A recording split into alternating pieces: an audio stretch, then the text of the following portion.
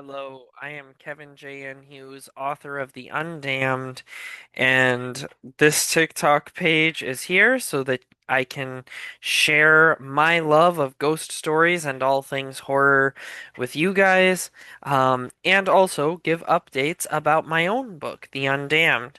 And so today I am talking about the ghosts of the Delta King, and I want to talk about a ghost that people describe interestingly as being not a menacing spirit, but instead seeming rather protective and even friendly, and that is the spirit of the captain. So a lot of people encounter a man in a captain's uniform when they're on the Delta King, and it is thought that this is one of the first two captains of the ship. Both of them really loved the Delta King a lot, and so it seems as though, from what people say, one of them may have never left. The captain is usually seen um, in the bridge or the pilot house, often seen in the suite, which used to be the captain's quarters. Um, so he's often seen there, and very often seen in the theater, um, in one of the back seats in particular, I think is what I've heard before.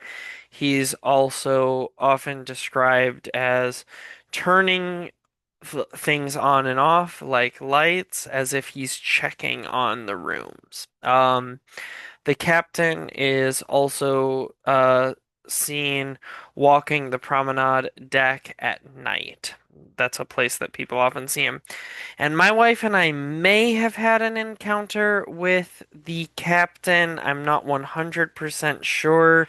One of the nights that we stayed in the Delta King, um, I did have kind of a weird dream where I encountered a man in a uniform, and then when I woke up, I went to the bathroom and I had this really odd feeling in the pit of my stomach and was not able to bring myself to look at the mirrors, which I thought was weird because I usually don't have a thing about mirrors.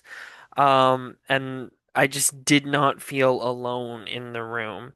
So it may have been the captain I encountered, it may have been a different spirit, or it may have just been a bad dream and then I felt unsettled, to be perfectly honest. I don't know with that one. I'm very certain about the little girl ghost that was what we encountered. Not very certain about this one, especially since most people who encounter the captain don't find him to be a threatening presence. And whatever I experienced that day did come across as very threatening. So I doubt it was the captain, to be honest.